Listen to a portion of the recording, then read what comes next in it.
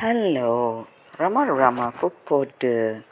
Hope all are in good health, feeling great, wonderful, having a happy and peaceful life.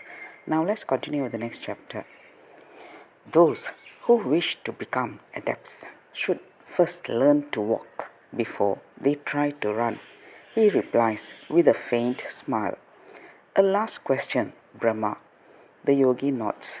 Where is your master now living?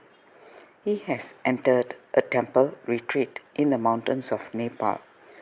On the yonder side of the Tarai jungle, is he likely to return to the plains again? Who can foretell his movements? He may remain in Nepal for many years, or he may begin his travels again. He likes Nepal best because our school of yoga flourishes better there than in India.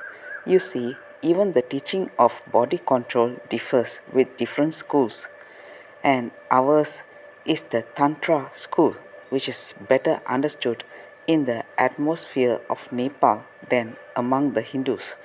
Brahma reverts to silence. I guess that he is dwelling in devoted thought upon this enigmatic figure of his master.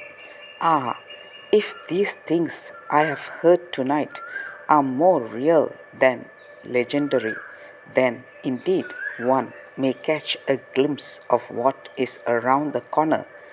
Man, ageless and immortal. If I do not hurry my pen, this chapter will never be brought to a close. Therefore, I shall endeavor to transfix the last memorable scene of my association with the yogi of the five names. The Indian night comes quickly on the heels of evening. There are no lingering sunsets as in Europe. As the swift dusk begins to descend on his garden hut, Brahma lights an oil lantern and suspends it by a cord from the roof. We settle down anew. The old widow discreetly slips away and leaves me alone with the yogi and the student teacher who translates our words. The odor of burning incense touches the room with a mystical atmosphere. This evening, sad thoughts of parting steal over me. I try to brush them off but fail. I cannot clearly tell this man through the irritating barrier of speaking through a third person what is in my heart. How far the novel facts and strange theories he has put forward are correct, I am little able to say, but I have appreciated his readiness to let me enter his solitary existence. I have felt at times that our hearts have drawn sympathetically near to each other, and I know now what it has meant to him to break his habitual reserve.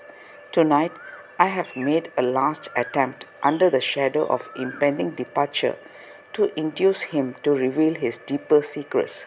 Are you ready to abandon the life of cities and to retire into a solitary place in the hills or the jungle for some years? He asks me searchingly. I must first think this out, Brahma. Are you ready to give up all other activities, all your work, renounce your pleasures, and put your whole time into the exercises of our system, and that not merely for a few months but for several years? I do not think so. No, I am not ready.